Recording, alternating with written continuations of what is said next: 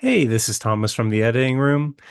We usually try to keep things fairly family friendly on this show and keep language pretty clean. But today we're hanging out with Tony from the Howling Salt Mine. And while we did ask him to somewhat watch his language, it is, after all, Tony from the Howling Salt Mine.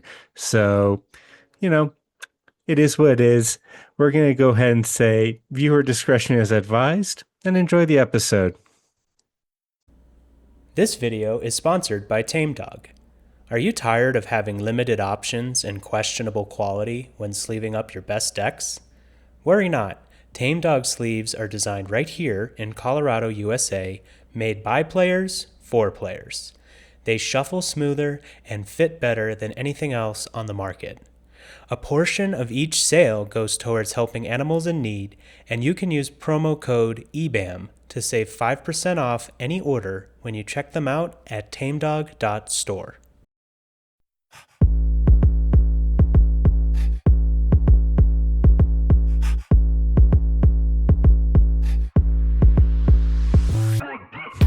Hello, everyone. That's Titus, and I'm Thomas, and this is Everyone's Bad at Magic, where we untap, upkeep, and punt. And today we're joined by our homie Tony from the Howling Salt Mine. Tony, do you want to tell people at home why they might care about what you have to say today? Yeah, well, you may or may not, but I'm Tony from the Howling Salt Mine podcast. I've been playing Magic for a while. I love cEDH. Recently, I've been very cEDH pilled. And I've done exactly one tournament, but I did exactly pretty well in it. So my word is law, as they say. I mean, Tony's being a little modest. He didn't just do pretty well at his first tournament. He made top cut in his first tournament, playing Hell yeah. kind of a fringe deck. Not So a oh my God, fuck you. It starts so fast. Yo, Selvala is Bay, Selvala is life, and we are talking about green white Selvala, folks. The Explorer returned. I'm not saying it's a bad deck, Tony, but I also don't think it's on the top page of EDH top 16. Yeah. So You're it definitely is right there. probably fringe. Yeah. It Well, just takes the mega minds to play the deck, It's a challenging deck. hey, there's no hate here. We like a good fringe deck. Hell Um, yeah. I played Derevi for a number of years after Nadu was banned. Titus hasn't sailed on a deck in the entire time I've known them, and our third co-host who isn't here plays uh Tameshi. So yeah, we Kamashi. play garbage decks too. Don't worry. Hell yeah. All right, at least I'm amongst good company? Absolutely. Usually we do a little housekeeping here, but we finished our recent tournaments. We don't really have anything going on other than just jamming games all summer. Oh, So hell yeah. we're going to jump straight into our opening segment, the Punter's Confessional. And Tony, Mm. did you bring a story with you today about a time you might have punted in a game of competitive Magic? Yes, I did. It's kind of like twofold, and it made me stop playing a commander because I just punted both times. So I had, like many of us, I had a Glarb phase, albeit mine was very short-lived. I think I saw one of the playing with power episodes where somebody's just glarbing all over people, right? Like Yeah, fucking doing the glarping necro off. thing. Yeah, like flash enablers doing it. And it seemed so cool when they did it. I was like, I want to do this. That seems really cool. And so in my first game with it, I my the problem is I don't fucking play blue. Like I don't really like it, and I have until very recently, which will be a spoiler for folks here. I haven't really been playing any decks in cEDH specifically that had blue. I didn't play decks that had blue. So Glarb was my first attempt at that. And in like probably my second or third game, I was doing it, Peter. Like I had the Necro out, but we were like late in the night and I knew I could look at every card as I was like pulling them off the top. But I was like, I'm just gonna pull them off the top. Mike's yelling at me, my co-host from the show. And but it's one of those things, it's just like late. I'm like, we're trying to end the game right now. Y'all Yeah, are yelling at me because it's taken too long. So I'm not gonna look at every card. I've now learned how much that does matter. In my deck specifically, I'm not running LED, so it matters less in that version of Glarb that I had because I was on Doomsday Glarb, baby. And it was just like an interesting punt where it wasn't that interesting. I just like ripped cards. I didn't know what I was doing. I went to like one life and just passed the turn and got hit by somebody's. I think they had a bop that for some reason was bigger. I think it was from a Valley Flood caller, actually. It had grown a little bit and then swung it and killed me. But the thing that really got me to quit playing Glarb was the very next game. I'm doing it again. I'm doing really well. I get a culling ritual off. I get a billion black and green mana. I know that there's no fucking interaction at the table. Nobody's stopped anything. Yeah. And I cast my Doomsday because I have it in hand. And I'm like, this is easy. I'm going to win right now. And then I get my whole pile together. I put all this fucking interaction in it that I didn't need. And I get the Thassa's Oracle in my hand. I'm like, fuck me. I can't cast it. I don't have blue mana. I had no blue mana. I could have just gotten like any two fucking rocks in the goddamn deck. And so that was the game that made me stop playing Glarb. And it was about 5 games into my Glarb career. So I like, I, had a short stint. I sympathize so heavily. The Glarb father, Logan, is in our local meta, so Oh, hell yeah. I think we've both tried that deck, and I think I have like 5 games on it myself. I didn't flare out in the same fashion because of that. I played the deck and it's like, oh cool, Necro's sick in this. Oh cool, I don't want to play a bunch of 4 mana spells. Yeah. It's one of those things where I feel like there's a lot of decks that are relatively complex. They're all complex. Glarb feels very complex to me, sort of beyond like the average. If you want to like be good at it, if you want to just like fucking scrub out, like it's fine, which is what I did. And as I was playing, I was like, this is too complicated for me. I need smoother brain magic than this. So I elected to put her down. I completely get. And the culling ritual is such a classic punt. And I had a game very similar to that recently where I was playing TNT. Rip. I hate that deck. Took it apart after like maybe 6 games. I even made top cut with it recently. And it's like, I hate everything that is happening tonight with this Yeah. deck. But I ripped a culling ritual with even having my Thrasios on board and I had a Veil Summer in hand. So it's like, I'm okay, I'm good. And Sisay digs and they dig and they dig and they find a silence and they silence Mm, me. And I don't have anything but a misdirection, doesn't do anything in silence, yeah.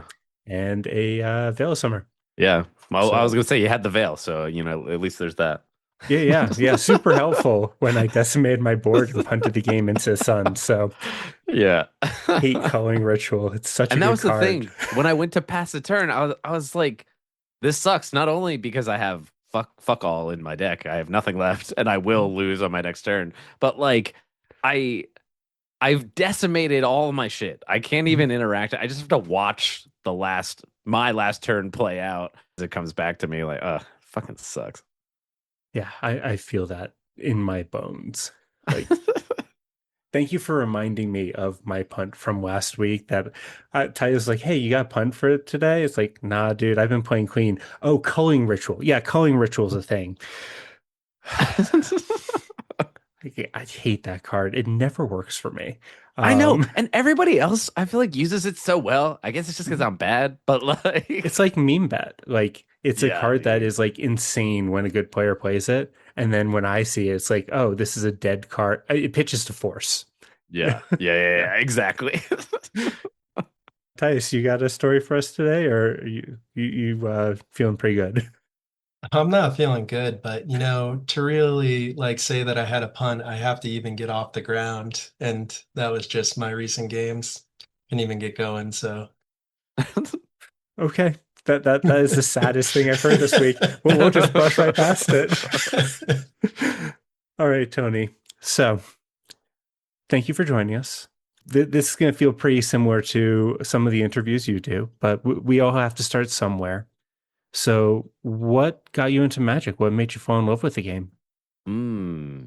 I started playing Magic in college. It's one of those things where like I am like many of us Magic the Gathering whales. I found that I'm a collector once I was holding cardboard. I like didn't know it until I had it in my hands and I was like, "Oh, this is cool. I can like build my own deck." And then like my friend had me play one game of just kitchen table bullshit. Like, I don't even, we did not know the rules. Like, we did not know how to play the game at all, is what I discovered like years down the line. My two roommates at the time were playing, and my one roommate was like, "Oh, sit down here, play with this deck. It'll be fun." And literally from there, I was like, "Oh, this is the shit." And I need my own deck. I can't be playing with other people's cards. Like, this isn't what I want. And so I went to the local LGS. That's That's Entertainment in Worcester, Mass. And I got an 800 card random shit box of whatever the hell was like out at the time. I think it was maybe Innistrad stuff. I don't really know sets. I feel like there's lots of people who will be like, "Oh, I joined during Alara Reborn, this, that, or the other thing." That's just Yeah, never been seventh me. edition. Yeah, this fucking guy. Exactly. I have a seventh edition Thorn Elemental that I got out of that. That Everybody is has that seventh edition Thorn Elemental. yeah, but mine's foil and feels right because it came from my that C box, you know. I Uh got mine with the CD-ROM. yeah, like literally, dude. But so we played a bunch of kitchen table bullshit and that happened like for a while and it kept growing. So this is, again in college, all of a sudden our apartment kind of became known as a little bit of like the magic apartment. And like I went to a nerdy tech school, so everybody and their brother was playing magic. And people who didn't were joining. It felt like a rebirth of magic, like on our campus. There's this like weird thing in our isolated little area. And so we had a lot of fun doing that for a while. And then eventually one of my roommates found Commander and was like, "Oh, this is super cool." And so the first commander deck that I wound up building was Kalia of the Vast, like so many of us. And I just got a bunch of bullshit demons and angels and the deck was so bad. I didn't ramp, I didn't do anything correctly. I just had really expensive spells in there. In our meta, like lightning bolt type removal, like damage based removal was really big. So I had all these anthems in my deck to pump Kalia up so that people couldn't kill her. Like turns out like what is it? I think it's like Bad Moon or something. There's some like black enchantment that gives your creatures +1/+1. There's like all these little Honor of the Pure, like all these old trash magic cards that are not actually good were in that deck. And so I then, after I graduated college, I like kind of stopped playing, mostly because that we hadn't had the pandemic yet, and so there wasn't really as much online magic. And I was never really someone to go to LGSs to like play with randos. I have only really ever played in my own insulated little pods. So my viewpoint of magic is also small until more recent times of like doing Howling Salt Mine things. But so yeah, a few years went by, and then one of my old pod mates, Nick, had moved to the same area I was in, where I was living, and he's like, "Yo, dude, you still play Magic? You want to like play Magic?" I was like, "Sure." And he lived in this house where there was just like a whole group of people that were just playing all the time, and so I would go over and play with him. And then eventually I was like, okay, I've sort of had enough of these people. Let me just steal Nick and make my own pod with two of my other friends, Mike and Sam. Enter Mike and Sam from Howling Salt Mine with me. And I started just doing draft nights and like commander nights in my apartment until the pandemic hit. And then when the pandemic hit, we all were like, oh, webcams? We don't have them. Buy them for like $200 because there's a pandemic and you can't get them. Like, what else are you going to do? I distinctly remember every webcam on the planet being like back ordered at the time. I was like, this is the worst. And then we were just playing every single day. And the arms race kind of kicked off there because we had like an insulated little pod, but all people who are like pretty quote good at the game and know what they're doing. And I remember distinctly I was very anti-proxy. It was like not a thing that I liked because there was something about like having the cards that I always wanted to be a reality. But we kept like pushing things like faster and faster until all of a sudden Nick, I remember distinctly, had a Gilded Drake in his cart, in his TCG player cart. And I was like, dog, now it's just pure like money. Like it was turning into that game of it's like, okay, you have more money than me right now, and I don't want to spend that on this cardboard. So like, hey, I think the first thing we did was why don't we all take a deck and push it as far as we can with 10 proxies. That was kind of like the thing. Like you could have 10 proxies in the deck, and that turned into a bunch of the free mana and things. And we were just like so close to cEDH at this point. Anya Falconwrath, I think, is what I chose at the time.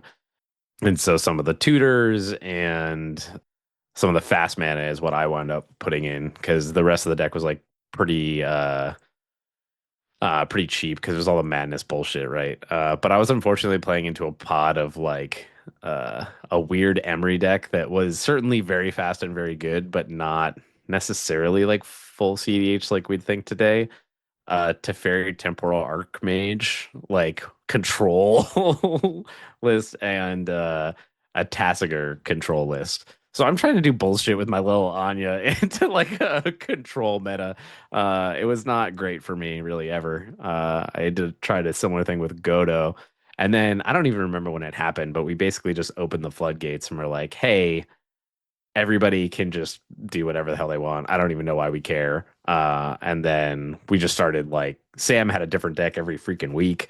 I stayed on Godo and Anya for a good long while. But yeah, that's sort of how I got into Magic, how I got closer into cEDH and all those things. Well, it sounds really amazing having an insulated pod to kind of grow up in Magic with. And Oh, that for that kind of sure. like sounds like the dream to a certain extent, to like Yeah. just have a chain of friends to like walk through that stage with like each individual stage with you.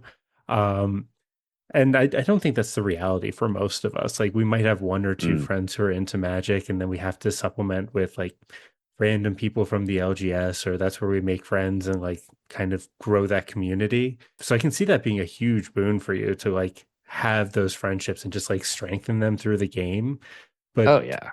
is there any part of that that might have like limited your guys's I hate to say growth, but like level of maybe exposure to better decks or like more diverse a more diverse meta since you've been so insulated for that entire For time? sure. We just like bullshit. That's the real thing that comes out of that. Like Yeah, you Mike said desperately tries Chainveil to make Teferi. Lotho work. Yeah. Like Sam's on Marath. I'm on fucking Ob Nix and Selvala, like in the current times now. And I feel like a lot of that came from we kind of knew what the top tier decks were, but we hadn't really been exposed to them in a real way where there was like good pilots coming in and crushing us. Cause I think that would have changed maybe certainly a little bit of how I sort of play today and the decks that I play now.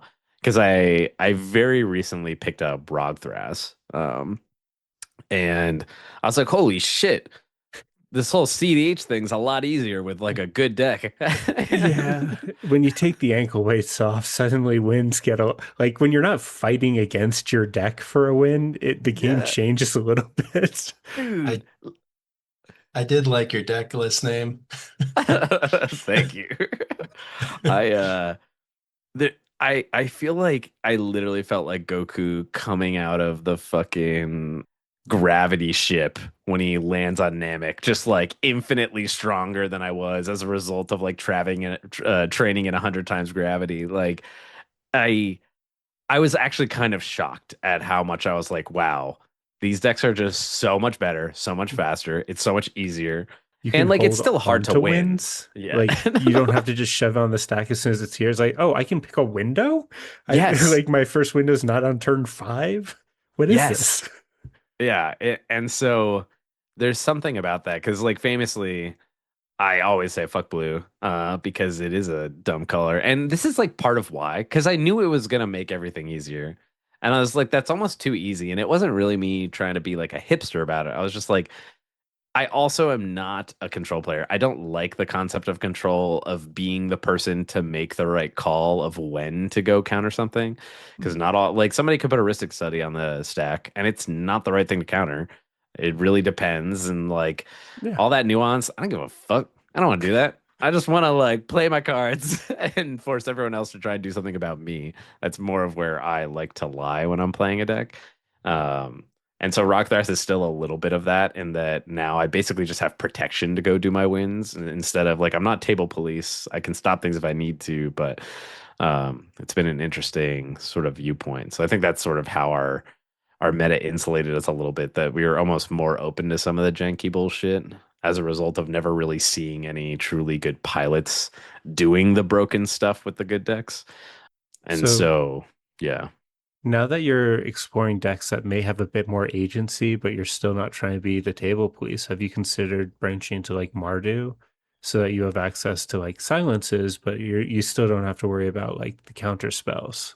Yeah. Because like decks like Timna Dargo, which are arguably what one of the top 10 decks in the format, seems like it might be a bit more your style. So I did think about that a little bit, but I think the benefit for me is that while I love Selvala and she is S tier, she is not the best Cradle deck that exists. And so it's like she's sort of trying to be a Cradle list, and there's lots of things in there that work with Cradle, and eventually I'm getting to a Cradle, but like it's Rog for just us, you not just as get to good. jork it. Like, Yeah, yeah, exactly. yeah. And so there's kind of an element of this is pretty similar, and I know like a lot of different creature combo things. Mm. And so the type of deck I like to play certainly is more in line with like Mardu play styles, but I feel like it is a pretty far reach from the decks I currently play. And so I was like, I'm not trying to learn a whole another thing. And I'm very much a when I get on a deck, I sit on it for a very long time.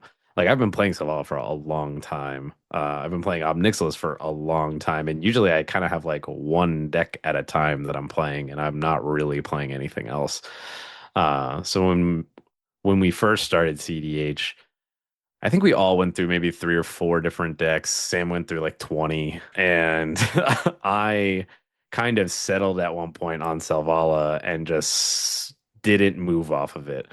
And so it's just very much how I exist. And then eventually I found Ob Nix and I was like, this fucking slaps. And then I played that into the fucking ground too. And now I think I'm about to enter a Rog Thras era, but always spattering in Selvala and Ob. I mean, it's a fun list. I'm right there with you, and I completely understand being grounded on a deck.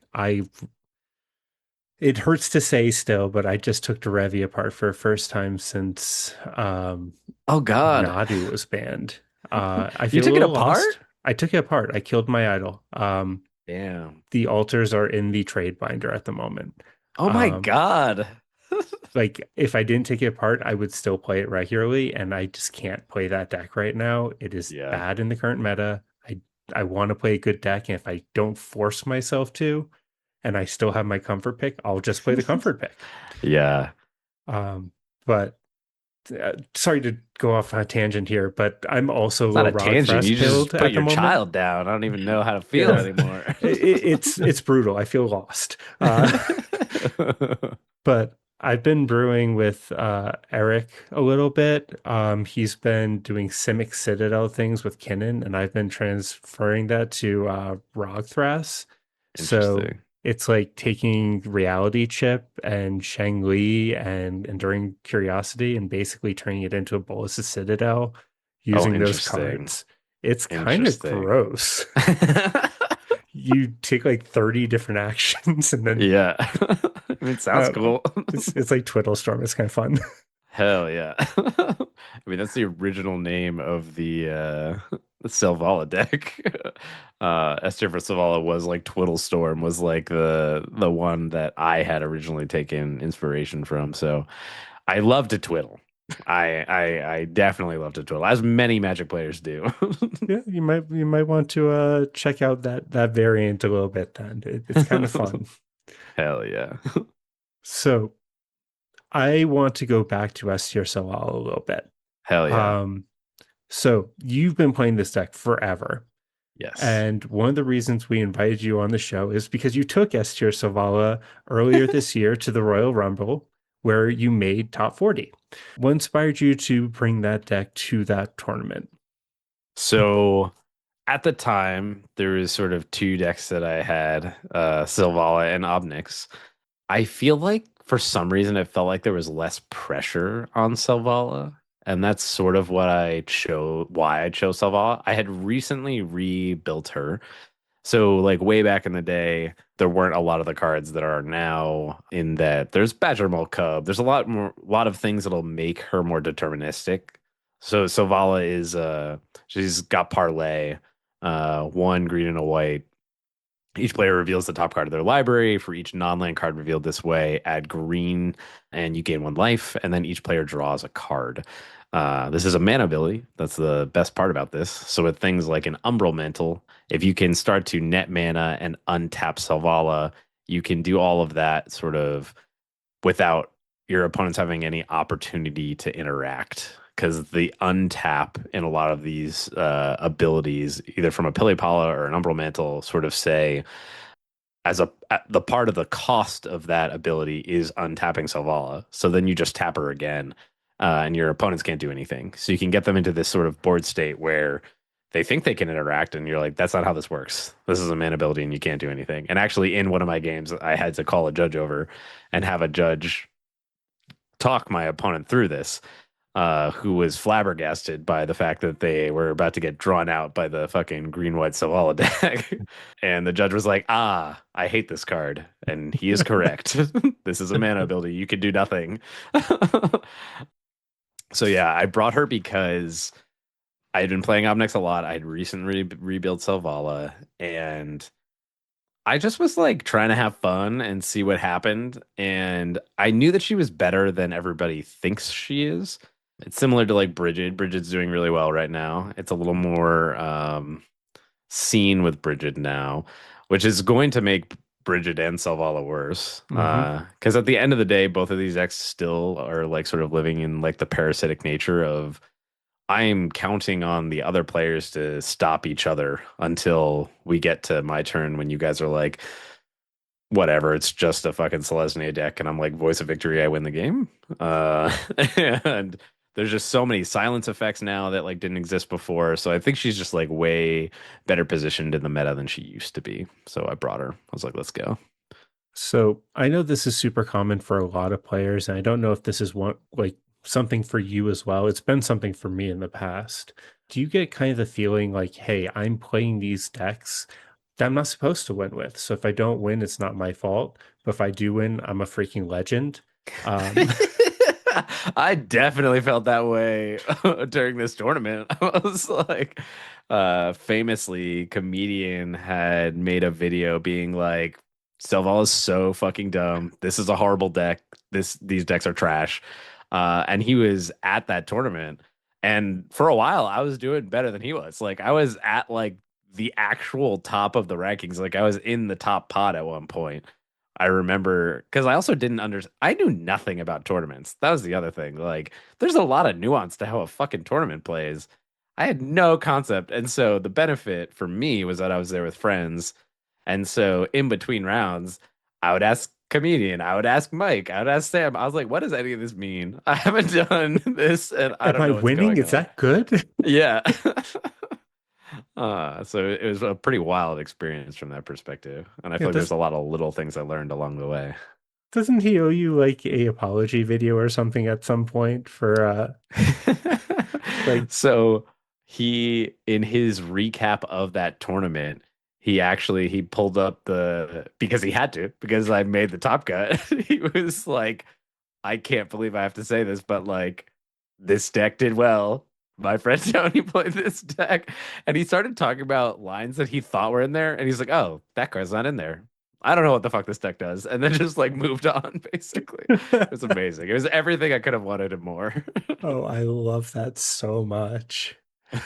Do you think you would take this to another tournament, or is the surprise factor a little bit worn out? Because it's not just done well in your hands. It looks like Yeah. S-Tier Selvala, as you call it, has done well in a number of tournaments since then. Yeah, I definitely think again it's sort of this game of the more she gets played, the more obvious it'll become. Like at the end of the day, if you remove some Selvala, I'm pretty F6'd.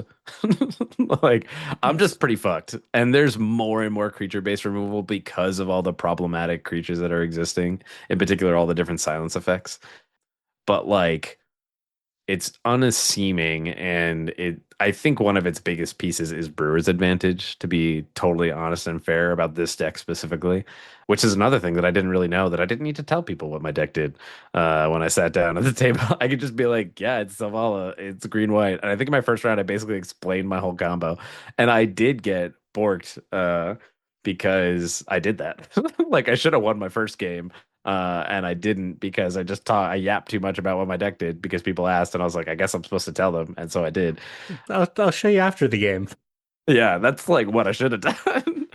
But I think that I don't know. I don't tend to be a competitive person in the sense of like my hobbies doing them in a formal competitive setting.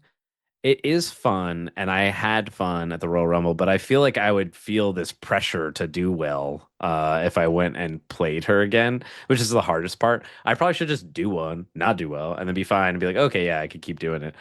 I don't think I would play like a Rog Thras or Something that even the Ob deck at this could point. just Yeah. perform. Like it doesn't matter if you're not supposed to like win anyway. It's just like Yeah. this is found money. I think that's the exact vibe. And what I've sort of told myself as well is like, I've been bad about this because I've just been buying what I want. But for a while, I was sticking to, I want to foil out Selvala. Like, I want every card in it to be foil, which is easy until you get to like, fucking Guy's Cradle and stuff. And some of the cards that just don't exist. So even just getting a copy of Candelabra of Tawnos would be like, kind Well, of wild. Candelabra of Tanos was banned last week in Legacy, Oh, so yeah, I I know was it's like, not in that much. cEDH? No, What? no, no, no, no. But play sets might be hitting the marketplace. I mean, that would be kind of sick. I wouldn't uh, complain. but the my rule was I could only buy cards if I won with her. And so every win I got, like I think I considered it like $40, like 10 bucks for each player at the table. Yes, I did count myself. And no, I never lost money when I lost games. But I was just like, I can accumulate value over time.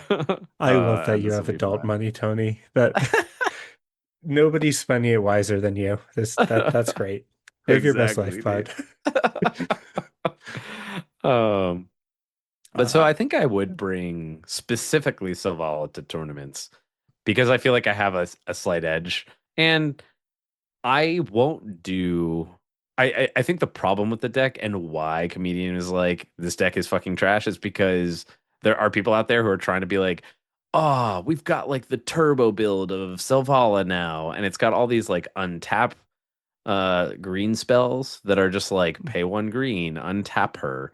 Um those are, in my opinion, dog shit. uh Different people have different vibes, and like some people do get wins in like their local metas, different things, but I think in larger tournament settings you're going to come into the better decks that will just beat you. You will just draw them a bunch of cards and then they will crush you. And I think that's why comedians like, yeah, the Selvala player gave all these cards to my Ragisha. opponent Yeah. before I could even untap, and then I had already lost the game. And I think that's totally valid and fair. And you can, quote, push for a win, but that's just kind of not deterministic in a bad way. Now you're like actually allowing your opponents to get more value than yourself. And so like when I play Savala, yes, I will draw you probably 3 to 4 cards, but after that, I'm winning. Like when I do it, it tends to be in this sense of like, I know opponent over here is going to push for a win. If I give 2 cards, 3 cards technically, because I get a card as well, but I don't have that much interaction because I'm fucking Selesnya. Um, if I feed interaction to the table, that feels like value add in the right scenarios. But you can't just blindly draw people cards with this deck, which I do think some pilots do, which gives It's her a bad name. seems like you So, gotta do it under a silence too to pop off. yes, That's the So, best. so wouldn't that speak more to like experience? I remember from the That's a Good Card video, you talked about how much you goldfish the list, you know, and when people pick up a deck and they kind of learn what it does, I don't think they understand, all the different play environments or experiences or when to go for that, right? So it's going to be some hard knocks. For sure. And I took a lot of those knocks in my OG play group because I was also playing S-Tier Selvala into a pot of fucking control decks. And so it was like painful. I could barely guess anything. And so there's certainly this element of also, like OBM didn't exist. And so there's like all these different things that start to become like problematic, painful, so on and so forth. And you have to figure out how to play around. And it's exactly that. If you haven't experienced any of that, then you just don't really know what to do. And again, giving your opponent's cards is bad. That's not good. Uh, and like me getting maybe 4 mana, there are some like statistics out there that with the land count in average decks, assuming that you get to turn like 2 or 3, and the number of lands that should be played by you and your opponents, like the odds of you hitting 3 more often than not is high. But man, oh man, when I need to hit 3, do I hit 1 or 2? And it's just like how the fucking dice roll. So it's a little bit of a meme deck too. The number, like in that tournament, I made it to top cut, and I almost was gonna make it down to the round of 16, but I was off by 1. If on my Selvala roll I had gotten 1 more mana, I would have done it. Like Yeah. everybody else at the table had blown their loads on each other. I had an Allosaur Shepherd out that honestly I probably didn't need to play. If I didn't play the Allosaur Shepherd when I knew that there was less interaction, I probably could have just popped off like right then and there. But you live and you learn, baby. Hey, sometimes you gotta play careful. Well, Yeah. I know this probably isn't what you want to hear, but if I cast my first Toxic Deluge for in the last few years this week, and damn did it feel good. Oh And I man. don't know how much Selvala is going to hold up against that once we start seeing more board wipes come back into the format. Yeah, so poorly, so incredibly poorly. That's why I gotta run Rog Thras so I can counter them instead and just be like, no, you may not. I will not allow this until everybody at the table is fighting for it to happen. Mm. And then I just cry. Well, before we get into your other main deck, which is probably immune to most board wipes that are run in cEDH, do you have any advice to somebody who's going to a cEDH tournament for the first time who maybe just plays a lot of beer and pretzels cEDH? Yeah, I would legitimately try and find a resource that talks about what it is like to play in a tournament because it is more different than you realize. Uh Points matter. People are going to try and force you into draws. Sometimes that's good for you, sometimes that's bad for you. But I think maybe the thing that helped me win a game, that is the number one tip that I would just give to folks, is that if an opponent in a cEDH game at a tournament is knocked out for one reason or another, they are dead. They cannot speak anymore. They do not have agency in the game. They have nothing. They might as well not exist. They can sit and watch from the cuck chair. There And is one exception to that. oh, what is They that? also have to agree to any draw. Do they have to agree to the draw? Hmm. Yep. Damn. All right, so also that. But when I was going through my winning turn, it's Selvala. So, you know, I'm drawing people out. There was a rule of law effect on the table, and I had already cast a spell for the turn. So I couldn't cast my Angel's Grace so that I could just draw everybody out and be like, get fucked. If I was smarter, I would have just gone to the next person's turn, and then done it then, gotten to the Angel's Grace in my deck and cast it. But I did not because I was not smarter. But that's fine. I just started going because I didn't know what was going to happen. And I was nervous, and I was like, I think I got it. But I hadn't counted the cards and decks. And there's like 5% of me that's like, how did this one person have more cards in their deck than I did? I was like, I feel like you didn't actually count this correctly. But it was one of those awkward things where I could have just called a judge over and been like, can you count the cards in this person's deck or something?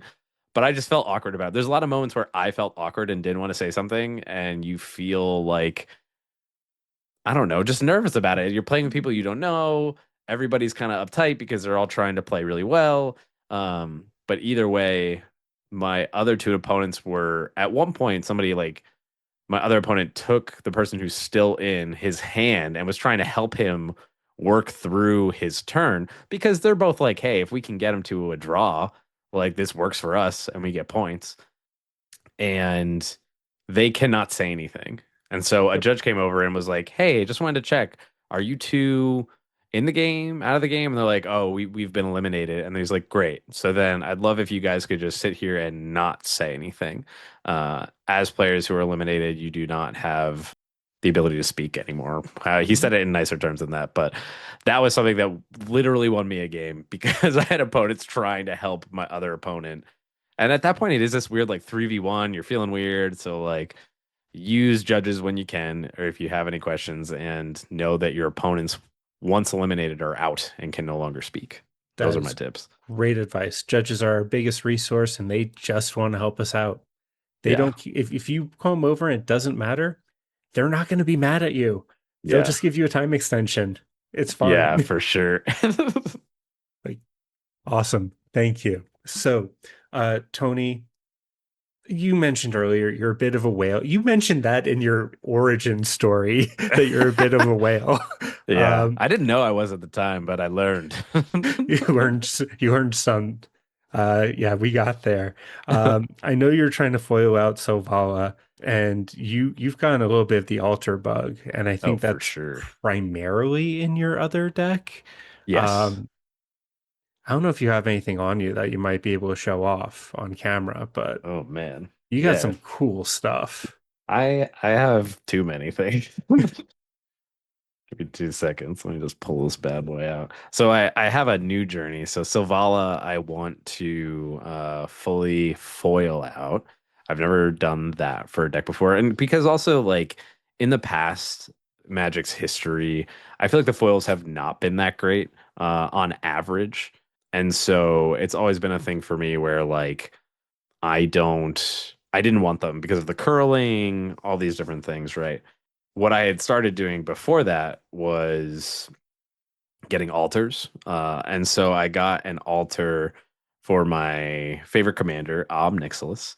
He has been my baby for a while. And my new sort of collector's goal is to like fully alter Ob.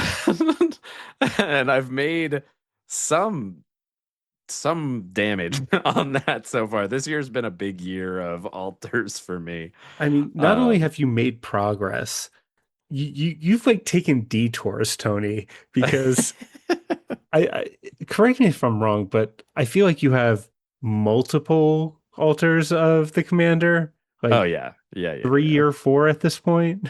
I do. Yeah. There's a Which couple of I altars yeah, specifically I'm trying to get to that we'll show off here in a second. yeah, no Um, worries. Um, but that is quite the goal. it I is. hope you haven't gone into like the artist proof side of that as well, because that is Bruh, just just don't even talk to me about it. I don't want to know about it. I don't want to hear anything about it. I want to know nothing about it. I think the only thing I would do for that is maybe someday just get an ob alters proof version of some variety because I don't want to be doing that for like every fucking card in this deck. Like I already yeah, got like too many things going. get the AP and then the altar on the back. Yeah, exactly. And so it's like there's a lot that sort of goes to that, but There has to be a um ceiling somewhere, right? yeah. One of the first ones I'll show. Well, actually, I have to show this other one first. So my friend Sonia Alters, she actually just had her Wait, books Sonia, open, but now that's they're carrot closed. cake altars? No, she goes by Sonia MTG Alters, something Okay. like that. She just closed her books. She's making altars out of Canada. Yeah, MTG Alters by Sonia. She does a lot of Ghibli things, and so my very first Ob altar is not super flavorful, but I don't fucking care. It was a an altar of Prince Ashitaka from Studio Ghibli's Princess Mononoke, and she did that for me. And then I was like, "Yo, I run Slaughter Pact. Can you do Yamcha like dead in the because I also am like a big DBZ nerd. And she's like, yeah, hell yeah, like that'll be amazing. So it's like the dead Unbelievable. Yamcha, which is just like a perfect meme for Slaughter Pack. And then so like DBZ is a big thing for me. I got a Simian Spirit Guide that is this is done by Clover Altars actually. And so it's just like, giant ape Vegeta doing things. But I've got I've got all sorts of things, dude. The most recent one though that I got that I don't think I've really posted anywhere, so it's new for folks here on your thing, is a Keteric Parasite as Cell in his first form, That's done by sick. Nando. And so like Nando is like super duper good. He also did part of my combo, which was this walking ballista. Uh, so this is like a Gundam G from G-Force Gundam, or the God Gundam, I should say. That's awesome. Yeah, dude, I'm a whore for alters. I got another like 15 out here. I don't know how many you want me to actually go through, but I mean, I think you showed off some highlights, and those are sick. hell yeah. So tell me about how you got onto Ob Nix. Okay, I was at a convention. All I had played really was Selvala still at the time. And my friend Andrew Rothbox had this Ob Nixilis deck, and he knew that I liked to twiddle. He knew I liked Selvala. He's like, here, you should try this. It's like pretty fun. It's like Rakdos, so it's none of that blue bullshit, but it's like it's good. Like it's a good deck. It's not like bad. By the Uh way, shout out Routhbox. If you're not following his YouTube channel, you should check it out. I think he's on a One Piece kick right now, but Hell Routhbox is a yeah. freaking homie. We love that dude. We do. And his One Piece content is great. His other content is great too, but like there isn't much One Piece content, or at least there wasn't the last time I was looking. I'm sure with like some of the popularity that's come around that, there's maybe more now than there was the last time I was looking for it. But um he had really great One Piece content. But yeah, so he let me borrow his Ob Nix deck, and I took it for like the whole fucking weekend. Like I played that deck once, and I was like, I need so much more of this in my life. It really scratches an itch for me in one way, shape, or form. It's fast.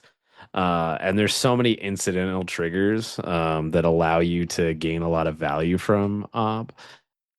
And it's just like it was my first experience of playing a deck that was much more meta and much stronger. It's basically Rakdos's like Rhystic study in the command zone.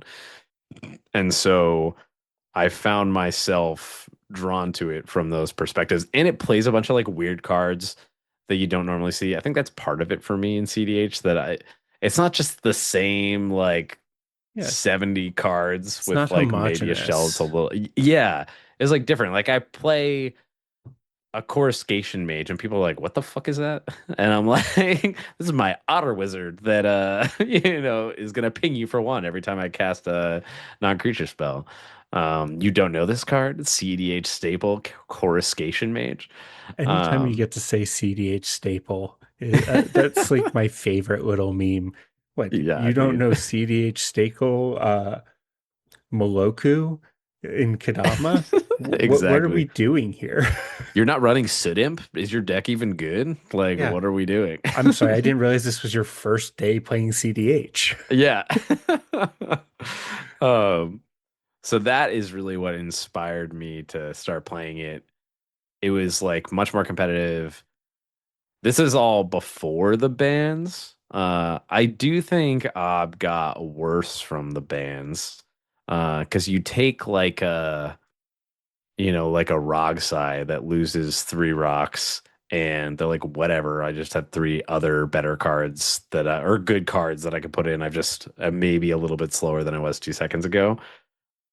I I can agree that Ob Nixilis got worse from the bans, but Ob Nixilis is one of those decks like Tayam that gets a new card printed in like every single set in a way that most mm, cEDH decks don't. So I feel like you've caught up from the bans in ways that most of our decks don't, other than Yeah. maybe Rog Thras. Yeah, yeah. It has the real thing is sometimes I'm like I feel like it's almost trying in some ways to do what Rogsai's doing. It's just worse at it. So it can't really you can't be angling that way. But it's almost like I'm trying to gain value through Ob until I can get to a turn where I can really explode. But at the same time, it's also doing manual storm lines, which, Rocksai is obviously not doing. But in general, it's just like I'm usually not annoyingly, I'm not the fastest deck at the table. And I like want Yeah. to be, and I have no protection. So I really what this deck is good at, I think, is honestly more just like continuing to put wins on the stack, similar to like a Raw. Like I'm gonna get stuffed. But I have to just keep doing it. I don't do it as fast as Raw, but like I'm doing it. And Yeah. so like a lot of times it was so much more resilient than like Selvala was as an example, or I played Godo, that wasn't resilient. I played Anya, that wasn't resilient. I played Circu Demir Lobotomist, that was resilient but dumb, and I didn't like it. I mean, you have one of the best value engines in the format in your command zone. Yeah, Like, how many times do you play Ob Nixilis and then a clone comes down and there's another Ob Nixilis and then there's yeah, another Ob Nixilis? Like, cloning Ob Nixilis is just objectively a good thing to do in cEDH.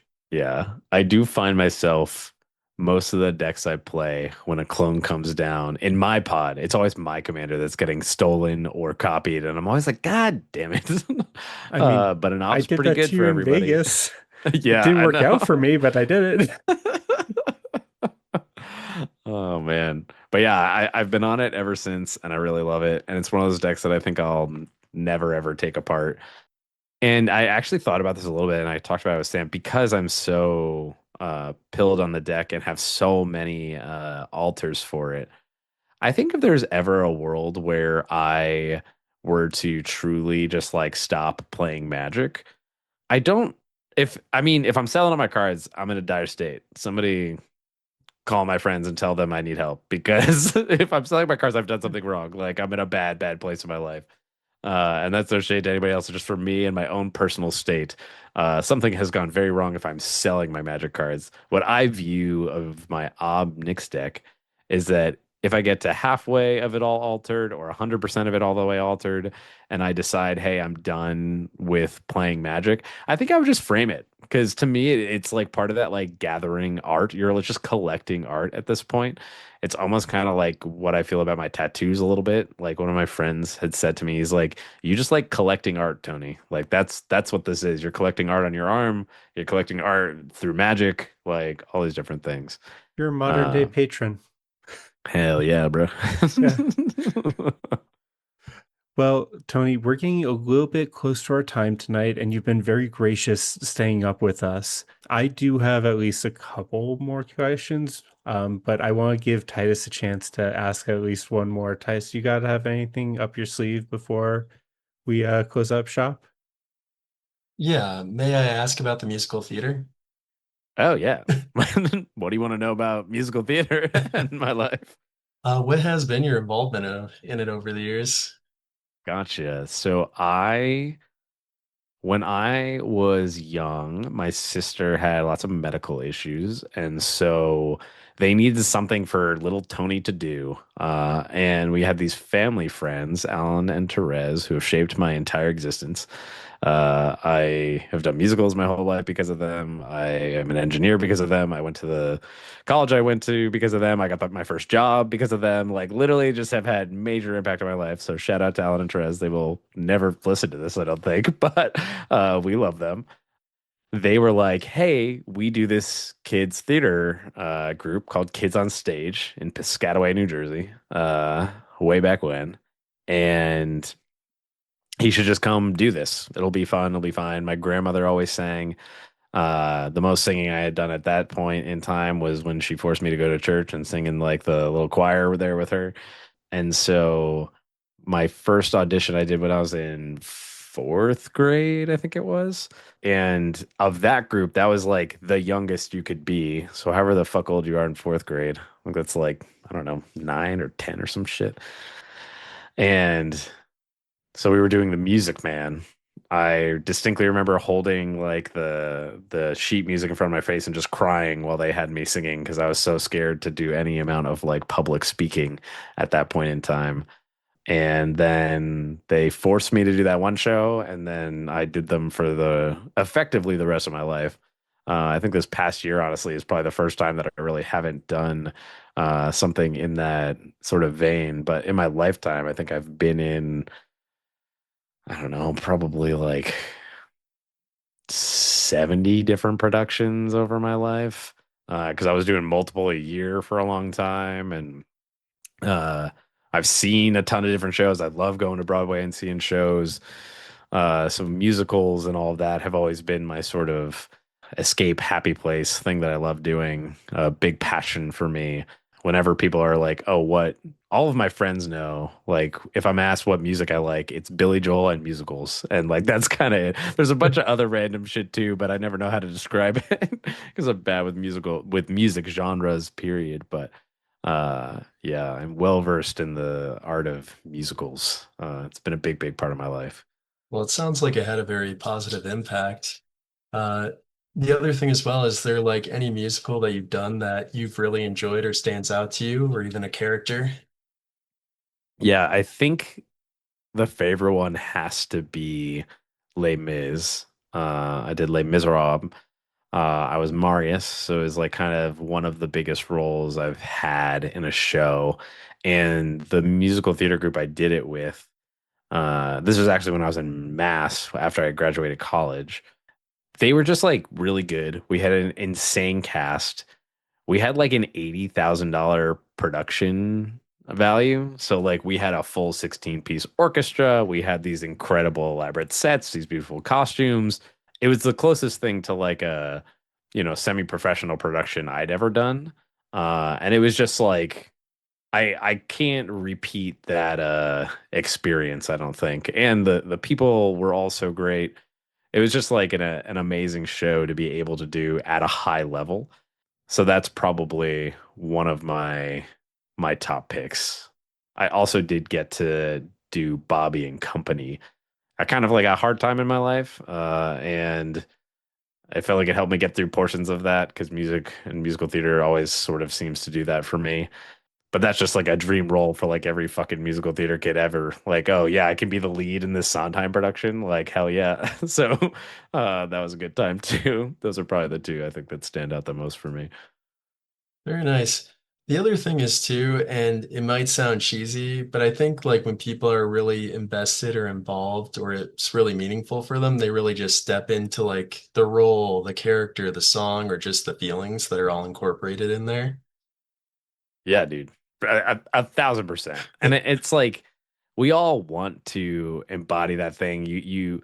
It's also interesting because you do a musical, it's usually very time intensive. You're working on it for like months of your life at a time, and then you get down to the crux of it where you're rehearsing every single day for like a week or 2 weeks. You're doing all these shows, and then it just fucking ends, just dies, and you feel like a part of you's been ripped out and ripped away from you, and you're like, what am I gonna do? Like the post show blues are very real. It's sort of almost a result and culmination of that, of like wanting to really kind of give your all, really pour yourself into this character, this thing, and then it's all just taken away from you, and you move on to the next one.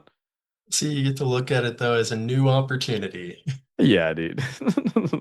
One, maybe on a more silly note, I don't know if Watsy would ever do this, but if there was a magic musical, is there a character that you feel like that you would just that you'd really want to play that role? Oh man. I feel like they'd have to have Fibblethip in it, and I would want to be Fibblethip. Not A what I was expecting, thousand but percent. Absolutely. Fucking paint me blue, stick a couple horns on my head, and let's go. I'll do it. I feel like well, I've always loved like more of a comedic character. I feel like I have more fun when I'm trying to make people laugh than when it's like an overly serious role. I love both, but I think I always lean in the direction of like if you can be a goober, like that's kind of what I want because it's easier to act because it's basically just my personality. nice. And Fibblethid also gets to be a part of everything, from the the art that is featured Yeah. on. Look, Fibblethid shows up everywhere. Oh yeah, Lost. for sure. But well, thank you for sharing.